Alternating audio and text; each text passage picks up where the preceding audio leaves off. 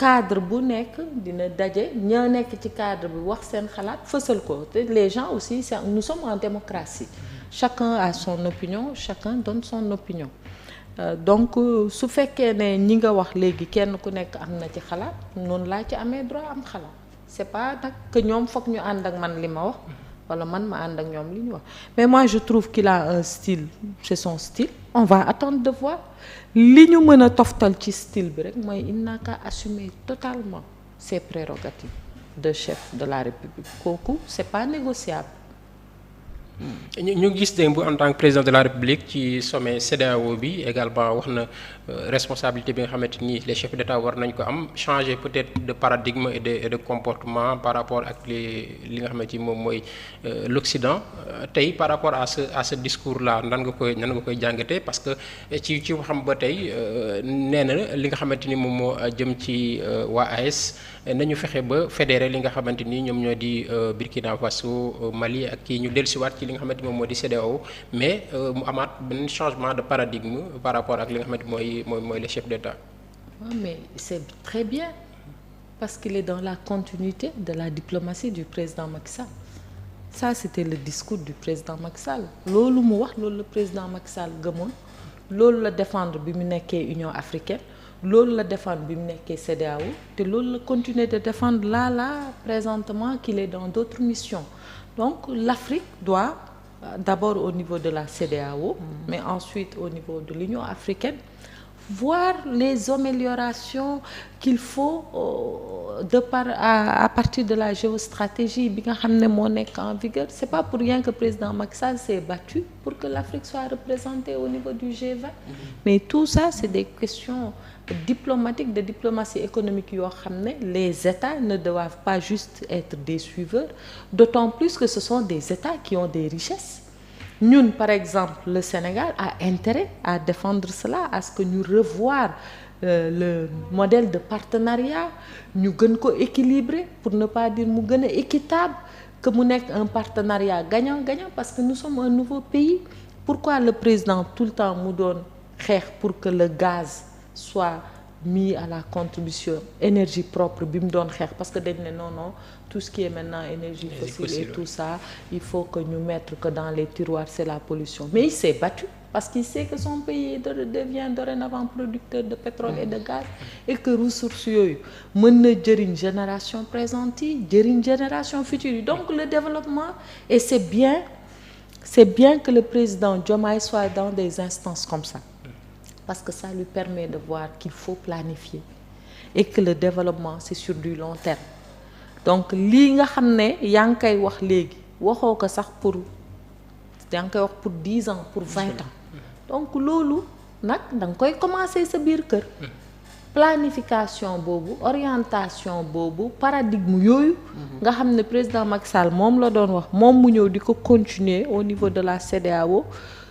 cër bi nga xam ne diplomatie sénégalaise te foofu il faut rendre vraiment un compliment illimité à nos diplomates mais nous avons des diplomates exceptionnels te man li may wax xam naa ci dara parce que bari na dëkk yu ma dem yoo xam ne dama doon liggéey ak ambassade yi des diplomates chevronnés yoo xam ne pour man balaa ñu doon laal carte diplomatique du Sénégal war nañ ko saytu bu baax a baax parce que les piliers c'est vrai c'est ici mais am na ci socle bi c'est l'international et donc leadership bi Sénégal joto am au niveau international waruñu ko vendanger waruñu ko caaxaanee président Diomaye lu tax ñu ne ko demal defaat parce que le président togolais lañ ko njëkkoon sant c'est lui qui a fait le tour d'abord moom mu ñëw dem lu tax loolu mu am ko c'est la diplomatie de bon voisinage bi mu cultivé fii lui a permis et la manière dont il a été élu le respect que le monde a ci Sénégal nu mu taxawee leadership bu Sénégal ni mu def ci période crise majeure boo xam ne réew bu mu amoon mu nërmeel donc tout ça respect la boo xam ne tey président da ko war a capitaliser donc ni mu koy capitaliser d'abord mooy mu créer la stabilité interne bu ñu jógee de crise en crise aussi un jour ou un autre la chance nous tournera le dos donc da ngay capitaliser am sa stabilité au niveau interne surtout que l'opposition te dit que je suis une opposition républicaine. Même Amadou Ba dans sa nouvelle responsabilité il dit moi je fais une opposition républicaine. du ma toj du ma nii du ma naan. donc fii amul kenn ku la ne assemblée bu président bi nar wax damay buddi micro bi damay jël keesu urne bi daw ak moom ñëpp dañ la ne li baax wala li baaxul dañ la koy wax ci njëkk ak teraanga kon kay yow mun nga defar sa biir ba mu baax door a mën a dem nag ci enjeux internationaux yi parce que foofu les États n'ont pas des amis. Ils ont que des intérêts. Et la CEDEAO je trouve a raison de dire bon foog ñu dem jëli pays yooyu parce que tey CEDEAO la nit ñi gis mais il y a beaucoup d'autres organisations qui gravitent autour de la CEDEAO. Moi-même j'ai présidé le réseau des organisations de promotion de commerce de la CEDEAO. Mais depuis quelque temps réseau boobu dafa amoon problème parce que Mali kenn dootu ko ci woo. Niger duñ ko ci woo et cetera. te pourtant ñooñu ñi yor structure yooyu ils ont besoin de cette plateforme pour développer leur commerce pour développer l'exportation et cetera. Donc en réalité la CEDEAO c'est des peuples c'est 15 peuples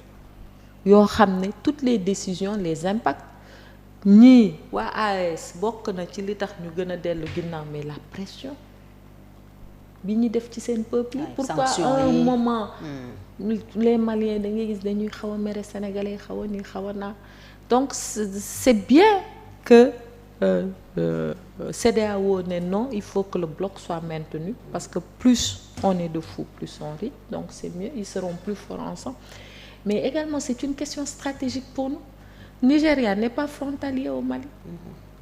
Mali li muy dugal fii ñun ñoo ko xam.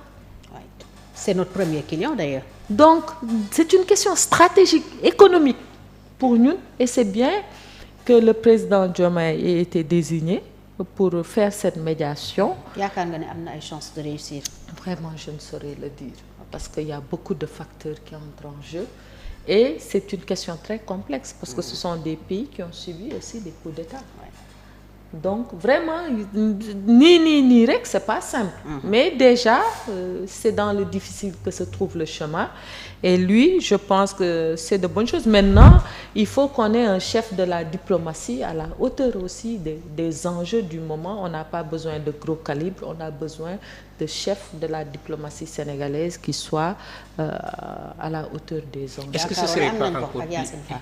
on verra. L'essentiel je l'ai entendu dire qu'elle était un gros calibre, que nul n'était plus gros calibre qu'elle au Sénégal, donc on la jugera au résultat. Est-ce que ce serait pas encore plus compliqué étant donné que démb ci li nga xamante moom mooy la rencontre des chefs d'État ils ont pris des décisions par rapport ak ces États du Sahel que maintenant il faut nga am visa pour mën a accéder ci li nga xamante moo di pays CEDEAO yi comment fait-il que tey ñu bëgg a ubbi une médiation entre ces pays-là pour réintégrer leen ba pare bëgg a jëlaat yeneen sanction di leen ko teg. Voilà bon ça c'est la difficulté entre avoir le bâton et la carotte ñoom foog ñu trouver le juste milieu autant on veut montrer l'intérêt à avoir qu'il y a à être dans la communauté autant également il faut montrer ce qui vous attend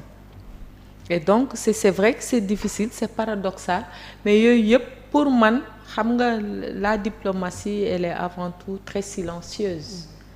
et elle ne se fait pas voilà